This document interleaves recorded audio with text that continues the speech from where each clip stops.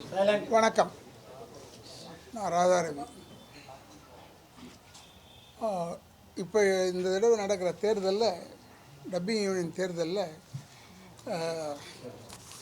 நான் தலைவருக்கும் செயலாளர் டிஎன்பி கதிரவன் அவர்கள், பொருளாளர் ஷாஜித் அவர்கள், உபத்தலைவர் டி மோகன் அவர்கள், துர்கா சுந்தரராஜன் அவர்கள், கே மாலா அவர்கள், இணைச் செயலாளர்கள் எம்எஸ்கே குமரன், என் சதீஷ்குமார், எமி அவர்கள்,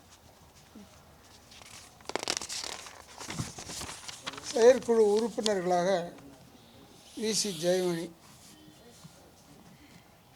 EMS Murali, HR Muralidharan, Bharathi Raja, Shankar, Bhuvaneswari, Krishnakumar, R Prabhakaran, Vinod Sagar, Shibu, Yogalakshmi, Yamuna, மது, சோபனா. மொத்த வாக்குகள் 1645. மொத்த வாக்குகள் 1645 இருக்கும்போது இவ்வளோ பெரிய போராட்டம். இன்னும் அதிகமாகிடுச்சுன்னா இன்னும் போராட்டமாக இருக்கும்னு நினைக்கிறேன். இனியா போராட்ட காலங்களில் ஒதுக்கி விடாமல் எதிர்த்து தான் நிற்கணும். ஏன்னா எனக்கு வேறு ஒரு வருத்தம் இல்லை. இது வரைக்கும் நான் எதிரிகளை பார்த்திருக்கிறேன், ஆனால் துரோகிகளை இந்த தேர்தலில் பார்க்கிறேன். அது ஆச்சரியமாக இருக்கு. ஏன் நின்னாங்கன்றது எனக்கு தெரியல. அதனால் எனக்கு என்ன இழப்புனா, அவங்க பையன் நான் நிறுத்தி வச்சுருந்தேன், அதனால் எனக்கு இழப்பாயிடுச்சு.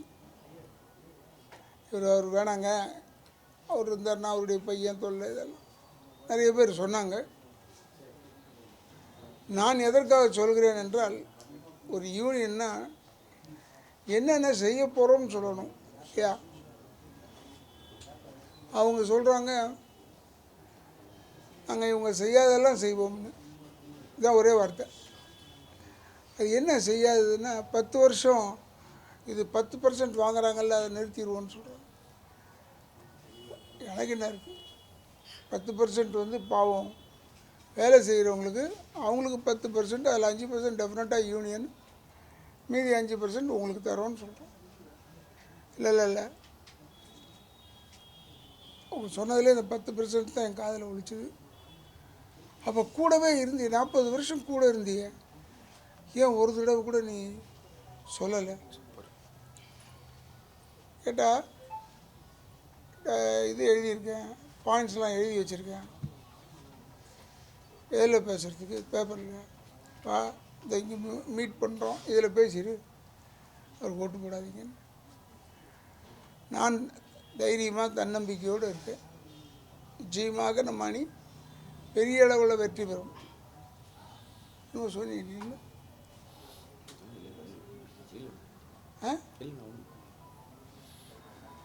இருந்தாலும் நாங்கள் எல்லாமே புது முகத்தை கொஞ்சம் பேர் நிறுத்துகிறோம், பழைய முகத்தை கொஞ்சம் பேர் நிறுத்துகிறோம். யாரும் சொல்லிவிடக்கூடாதுன்னு.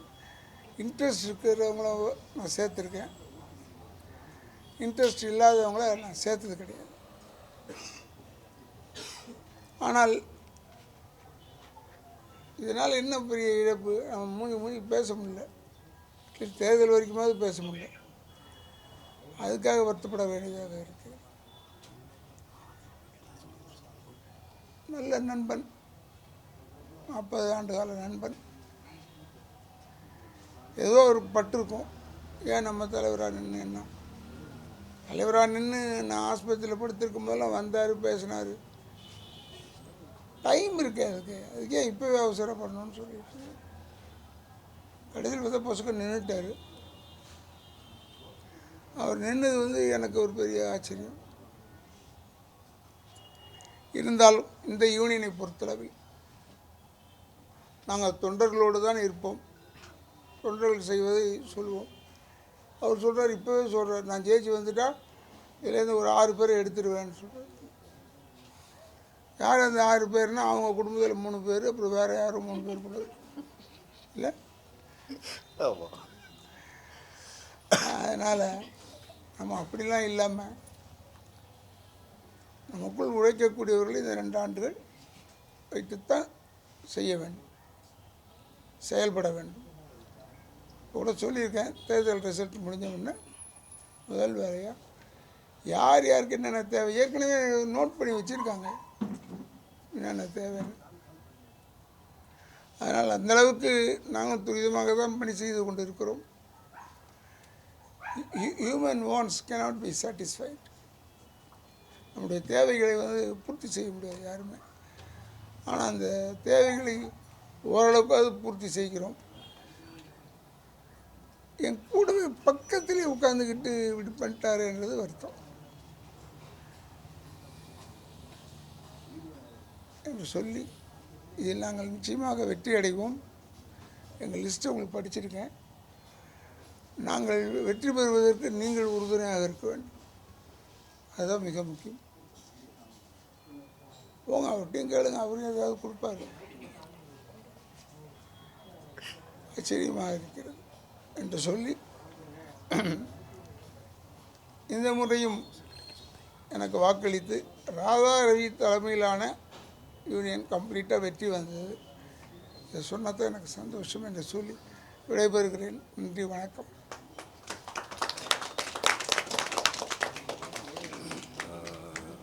உங்கள் ஆசீர்வாதத்தோடு தான் நினைக்கிறேன் அவங்க சொல்லிட்டு இருக்காங்க. ராஜேந்திர அவர்கள் என்ன சொல்றாருன்னா, யூனியன்ல ஒரு 70க்கும் ரிசிப்ட் 70 ரிசிப்ட் ஒரே நம்பர்ல இருக்கு. அதுல ஒரு ரிசிப்ட் ஜோசப் விஜய் அவர்கள் பேர்லயே இருக்கு. இன்னும் முறைகேடுகள் நடக்குது அப்படின்னு குற்றச்சாட்டு வச்சிருக்காரு. ஓகே, அதுக்கு நான் பதில் சொல்கிறேன். இப்போது இவர் சொல்கிறது எலிஜிபிள் ஓட்டர்ஸ் லிஸ்ட்டு ஒட்டியிருக்காங்க. ஓகே, எலிஜிபிள் ஓட்டர்ஸ் எதுலேருந்து எடுப்பாங்கன்னா, போன வருஷம் மார்ச் வரைக்கும் கட்டினவங்களுடைய இது தான் இந்த வருஷம் தேர்தலுக்கு எலிஜிபிள் ஓட்டர்ஸ். இப்போ போன வருஷம் 1 வருஷம் ஆகுது. 1 வருஷம் அப்போ இதெல்லாம் இவர் பார்க்கல. இவர் என்ன பண்ணிகிட்டு இருந்தார்? இப்போது இது இன்னர் சிஸ்டம். நாங்கள் எங்கள் இஷ்டப்படி நாங்கள் பில் போட்டுக்கல, ரெசிப்ட் போடல. ஆடிட்டருடைய அட்வைஸ் படி இன்னொரு நீங்கள் கேட்டது நல்லதாக போச்சு. ஹெரான் முரளி இருக்கார வரலையா? ஓகே, ஹெரான் ராமசாமி நாடக கலைஞர், அவருடைய மகன் ஹெரான் முரளி எங்கள் கூட தான் ஆல்ரெடி பாடியில் இருந்தார். இப்போவும் அடுத்த பாடியிலையும் இருக்கார். அவர் கடந்த 4 வருஷமாக அவர் என்ன பண்ணுறாருன்னா, ஒவ்வொரு வருஷமும் சந்தா கூட கட்ட முடியாமல் இருக்காங்கல்ல, அந்த மாதிரி ஆளுங்களுக்கு நம்ம போடுவோன்ட்டு 15,000 ரூபாய் டொனேட் பண்ணிட்டு இருக்காரு. இது கமிட்டி மீட்டிங்கில் தெரியும். அத்தனை மீட்டிங்கில் ராஜேந்திரன் சார் இருந்திருக்காரு. ஆனால் இதெல்லாம் ஏன் மறந்துட்டாருன்னு தெரியல. ஜோசப் விஜய்க்கு அவர் கட்டியிருக்காருன்னு என்ன விஷயம்னா, அப்போ அந்த லாஸ்ட் இயர் லிஸ்ட்டு பார்க்குறப்போ விஜய் அப்போ இன்னும் கட்டலை அந்த டைமில். அப்போ இவர் என்ன சொன்னார், எனக்கு ஒரு சின்ன ஆசை, நான் வாண்டிங்காக சொல்கிறேன், எனக்கு விஜய் இது கட்டிடுங்க. ஒருவேளை விஜய் சார் கட்டினார்னா அதை வேறு யாருக்காவது யாரு கட்ட முடியல அவங்களுக்கு கட்டிடுங்க, என்னுடைய அப்போ இது ஆசை, அது போடுங்கன்னு அவர் வில்லிங்கில் இது பண்ணார். இவர் விஜய்க்கு கட்டியிருக்கேன்னு ராஜேந்திரன் சார் சொல்கிறாரு. இன்னொரு விஷயம் அவருக்கு அப்போ நான் சொல்கிறேன், 40 வருஷம் கூட எதுவுமே கற்றுக்கல, எந்த விஷயமே தெரியாதுன்றதுக்கு இது ஒரு உதாரணம். ஸ்ருதிஹாசன் எங்கள் மெம்பர், சிங்கர் கார்த்தி எங்கள் மெம்பர். அவங்க மெம்பர் ஆனதுலேருந்து அவங்க மெம்பர் ஆகணும்னு மெம்பர் ஆகலை. அவங்க ஒரு படத்தை பேசணுன்னு வந்தாங்க, மெம்பர் ஆகிட்டு பேசுங்கன்னு தலைவர் சொன்னாங்க, மெம்பர் ஆனாங்க. மெம்பருக்கு ப்ரொடியூசர் காசு கட்டினாங்க. இவங்களுக்கு டப்பிங் யூனியன் மெம்பர் ஆகணும்னு ஆசைப்பட்டுலாம் அவங்க வரல. அதனால் அதை பற்றி அவங்களுக்கு பெருசாக இருக்காது. ஆனால் அவங்க 2 பேருக்கும், ஸ்ருதிஹாசனுக்கும் சரி கார்த்திக்குக்கும் சரி, அவங்க சேர்ந்ததுலேருந்து இந்த அத்தனை வருஷமும் நான் 200 ரூபாய் கட்டிகிட்டு இருக்கேன் சந்தா. என்ன அவங்களால சந்தா கட்ட முடியாதுனால கட்டுறேன்னா? நான் கிடையாது. இது ஒரு பெருமை, எங்களுக்கு இருக்கிற பெருமை. இவங்க எங்கள் யூனியன் மெம்பருங்க.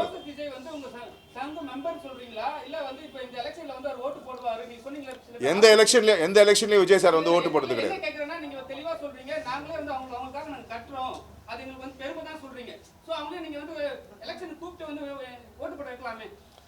எங்க ஓட்டுங்கிறது அவருடைய உரிமை, ஒவ்வொருத்தருடைய உரிமை, அத கடமை. அது யாருக்காக? சங்கத்துக்காகவும் ஓட்டு போடுங்கன்னு நாங்கள் சொல்லுவோம். ஓகே, நான் வர வேண்டியது அவங்களுடைய உரிமையும் கடமையும். போய் கையை பிடிச்சி நிறுத்த வர முடியாதுல்ல, சொல்றது தான் நம்மளால முடியும். விஜய் சார் கட்டுறாரு அப்படின்றத குறையா சொல்லல. சரி, உண்மையாவே கட்டி இருக்கலாம். அவருடைய கேள்வி என்னன்னா 70 ரிசிப்ட் ஒரே நம்பர்ல இருக்கு. ஆமாங்க, மறுபடியும் சொல்றேன் ஆடிட்டருடைய அட்வைஸ் படி சில விஷயங்கள் இப்படி தான் பண்ணணும்ட்டு நான் சொல்றேன், நாங்களா போட்டுக்கல, இதெல்லாம் ஆடிட்டருடைய அட்வைஸ். ஏன்னா இங்க இருக்கிற கணக்கு ஒவ்வொரு மாசமும் செயற்குழுல சமர்ப்பிக்கிறோம், ஒவ்வொரு மாசமும் அதெல்லாம் பார்த்துட்டு டீட்டெயில்ஸோட பார்த்துட்டு ஓகே பண்ணி தான் ப்ரொசீட் ஆகுது. ஓகே, இது ஆடிட்டர் தான் அந்த மாதிரி போட. ஏன்னா இது டொனேஷன்ல வந்த இது வந்து ஒரே கணக்கில் வரணும், இந்த டொனேஷன் அமௌண்ட்ல வரணும், இல்லைன்னா டபுள் என்ட்ரி வரும், இப்படி போடுங்கன்னு ஆடிட்டர் அட்வைஸில் தான் இது பண்ணுது. உள்ளே வந்து கேட்டால் தெரியுங்க, வெளியிலேருந்து பேசினா எதுவுமே தெரியாது. தெருவில் இறங்கி டப்பிங் யூனியன் பற்றி டீட்டெயில்ஸ் வேணும்னா டப்பிங் யூனியனுக்குள்ள தான் வந்து இது கேட்டதான் தெரியும். இப்போ இது கூட போன மாச கமிட்டி மீட்டிங் வரைக்கும் கூட ராஜேந்திரன் அங்கதான் இருந்தார். ஆமா, அவருக்கு எல்லா விஷயமும் தெரியும், எல்லாரோட ஒப்புதல்லையும் தான் எல்லாமே நடக்குது. இந்த கேள்வி அவர் அப்ப கேட்டிருக்கலாமே, இப்ப எதுக்கு கேக்குறாரு? ஏன்னா தெரியல. இல்ல யார்கிட்டயும் அவர் வந்து கேட்கலங்க, யார்கிட்டயும் அவர் வந்து கேட்கல, உங்ககிட்ட தான் கேட்டாரு. அவரு இன்டர்வியூ கொடுக்கும்போது ஒரு விஷயம் சொல்றாரு, ஒரே ஒரு பத்திரிகையாளர் தான் இருக்காங்க, அவர் கேக்குறாரு எங்க உள்ள பணம் கையாடல் ஏதாவது நடந்திருக்குமா அப்படின்னு கேக்குறாரு. அதுக்கு அவர் பதில் சொல்றாரு, நான் ஜெயிச்சு உள்ள போய் உட்கார்ந்ததுக்கு அப்புறம் தான் அதை பத்தி எல்லாம் தெரிஞ்சுக்க முடியும் அப்படின்றாரு. இவ்வளவு நாள் என்ன அவர் குடல் செயலியா உட்கார்ந்து இருந்தாரு? கமிட்டியில தானே உட்கார்ந்து இருந்தாரு. சார் உங்க கேள்விக்கு நீங்க கேட்டுட்டு இருக்கீங்க, உங்க கேள்விக்கு ஷார்ட்டா பதில் சொல்றேன். இதெல்லாம் என்னன்னா, அண்ணன் வந்து என்ன தலைவர்னு சொன்னார்ல, அவர் நினைச்சிட்டு இருந்தாரு அவரு தலைவர்னு சொல்லுவாருன்னு, சொல்லலை அப்படின்னோடனே எதிரில் போய் நின்றுட்டாரு. ஸோ நின்றுட்டதுக்கு அப்புறம் என்ன பண்ணுறது, நான் இதெல்லாம் நல்லது பண்ணணும், எல்லா நல்லதையும் பண்ணிட்டு இருக்காரு, இங்கே ஆல்ரெடி பண்ணிட்டு தான் இருக்கோம், பழி சொல்லணும். என்ன பழி சொல்றது, என்ன பாயிண்ட் இதுக்கு? இன்னொன்று சொல்கிறேன், இவர் ஒரு சொந்த புத்தியில் பேசலை, இது பின்னாடி இருந்து ஒருத்தன் எடுத்து கொடுத்துக்கிட்டு இருக்கான். ஓகே, அதை தான் இவர் பேசிகிட்டு இருக்காரு. எங்கள் மெம்பர்ஸ்க்கு தெரியும் அது யாருன்னு நான் சொல்லிக்கிட்டு இருக்கேன். ஓகேயா? ஸோ ஓரளவுக்கு இதை நான் மறுபடியும் ஆரம்பத்தில் சொன்ன மாதிரி அவர் சொன்ன குற்றச்சாட்டுக்கு இங்கே விளக்கெல்லாம் சொல்ல வரல, நாங்கள் சில பொய்களை உடைக்க வந்திருக்கோம், ஒன்று சில விஷயங்களை எடுத்து சொல்ல வந்திருக்கோம், அவ்வளோதான்.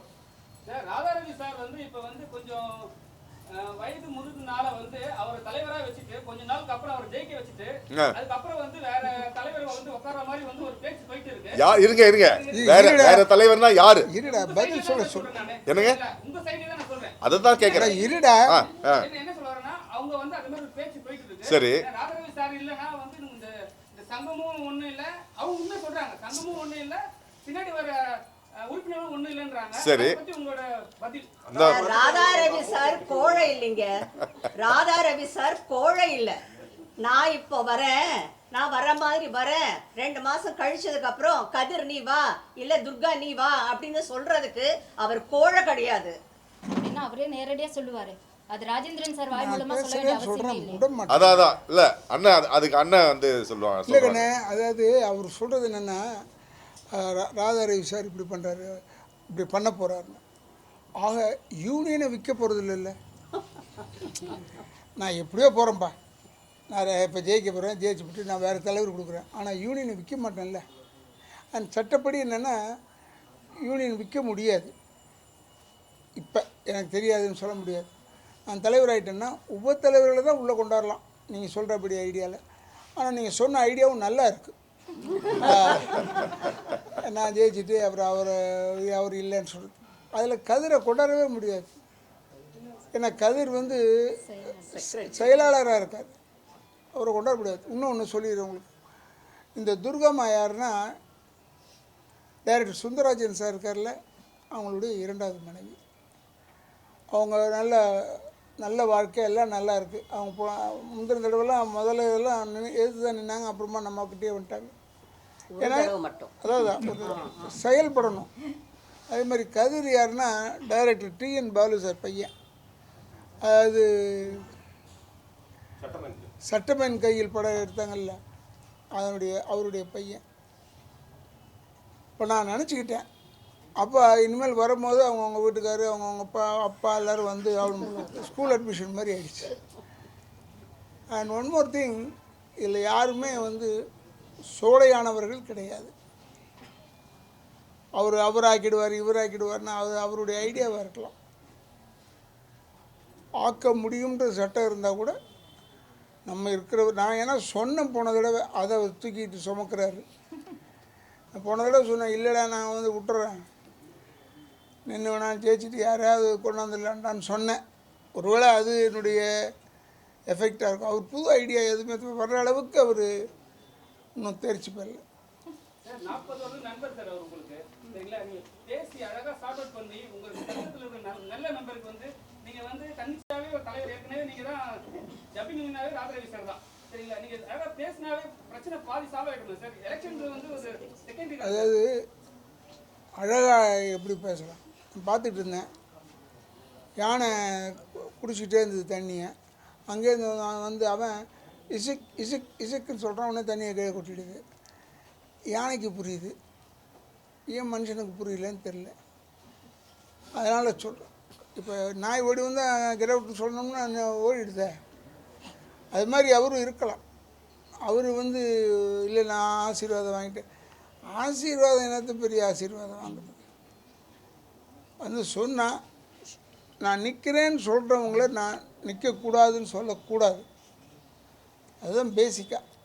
அதனால் அவர் நின்னார், அவ்வளோதான். சார் இந்த லியோ டப்பிங் பிரச்சனை சின்மயி இருந்தது இல்லையா? அவங்க வந்து திருப்பி ஹைதராபாத் போய் 2 படங்கள் டப்பிங் பண்ணிட்டாங்க. இவர் கேள்வி எழுப்புனதுக்கு அப்புறம் தான் அது பேசும் பொருளாகி லோகேஷ் கனகராஜ் 50,000 ரூபாய் ஃபைன் கட்டினார் வந்து அப்படின்னு சொல்லியிருக்காரு. பொய் பொய் அப்படியே பொய்.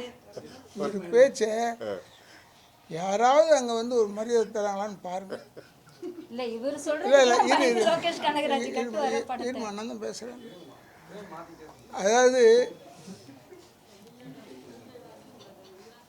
அதாவது லோகேஷ் கனகராஜ் சார் தான் கொடுக்கணுன்றதே இல்லை. யார் நடித்தாங்கன்னு பார்த்தேன். யார் அவன் வெளியே?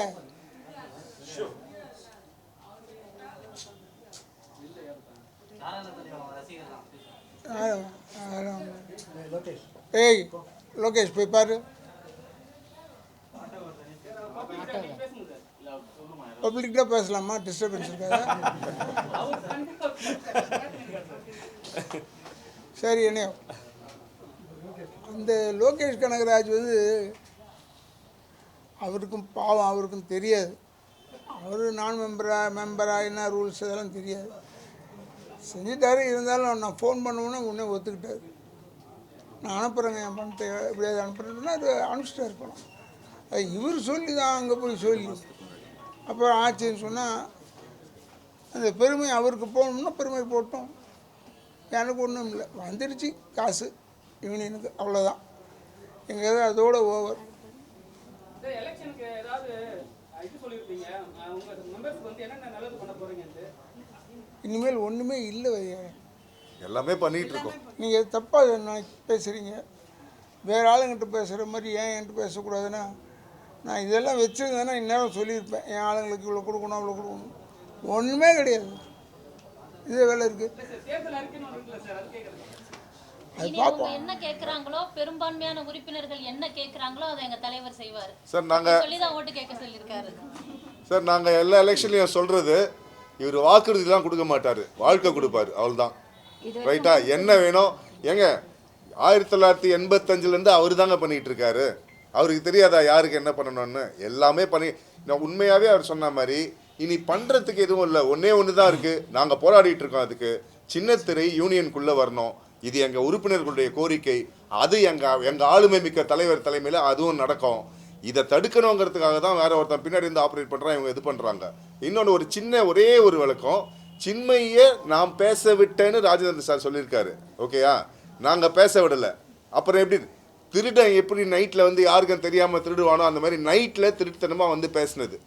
இதை சின்மையே ட்விட்டரில் போட்டதுக்கு தான் எங்களுக்கு தெரிஞ்சது. ஆக்ஷன் எடுத்தோம். அண்ணன் பேசினார், லோகேஷ் கிட்ட அண்ணன் பேசினார், தலைவர் பேசினதுக்கப்புறம் தான் இது நடந்துச்சு. உடனே அந்த பெருமையை நான் இவர் மீடியாவில் பேசுகிறத வந்து லோகேஷ் பார்த்து அப்புறம் லோகேஷ் வந்து இது பண்ணாராம். ஏன் லோகேஷ்க்கு வேறு வேலை இல்லை? அவருக்கு வேற லோகேஷ் கனகராஜுக்கு வேறு வேலை இல்லையா? யார் அவரை பற்றி பேசுகிறேன் நான் பார்த்துக்கிட்டு இருக்கிறது எல்லாம் சும்மா. அதான் சொல்கிறேன், பொய் பேசணும். இதில் ஹைலைட் என்னென்னா 2 மாதத்துக்கு முன்னாடி நடந்த விஷயம். அதாவது லோகேஷ் கிட்ட அண்ணன் பேசி லோகேஷ் ஒரு அமௌண்ட் வந்து எங்கள் யூனியனுக்கு அனுப்பிச்சது.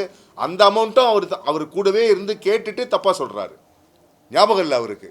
ஸோ ஆத்திரக்காரனுக்கு புத்தி மட்டும்பாங்க. அந்த மாதிரி தப்பாக பேசுகிறாரு எல்லாமே. Thank you very much. ஃபோனில் கேட்டாங்களா? கேட்கட்டும் கேட்கட்டும். நான் வாட்ஸ்அப் பார்த்துட்டு கேட்குறேன்.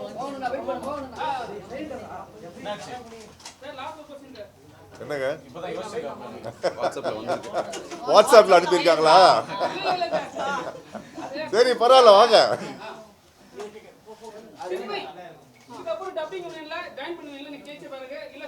அது எங்களுடைய யூனியனுடைய உள் விவகாரங்க. அது நாங்க எங்களுக்குள்ள பேசிக்குவோம், எங்க மெம்பர்ஸ்க்கு சொல்லிக்குவோம்.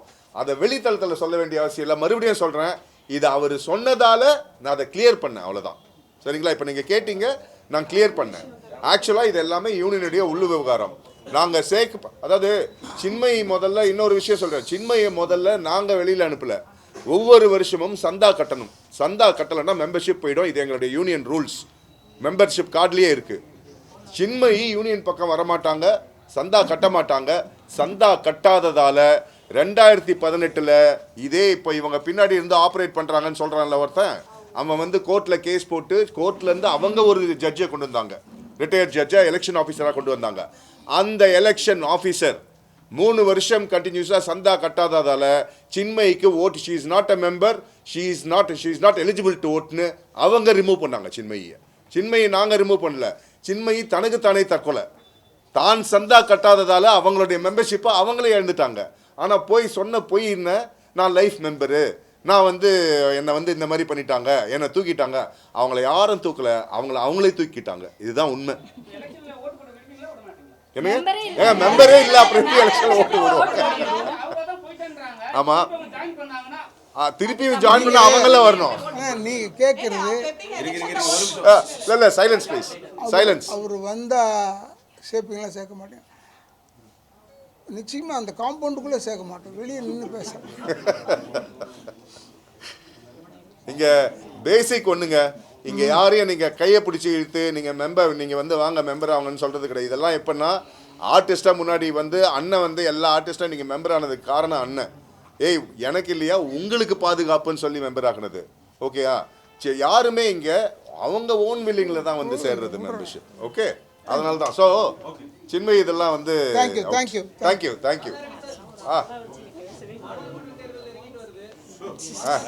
அரசியல். Thank you very much. தேங்க்யூ.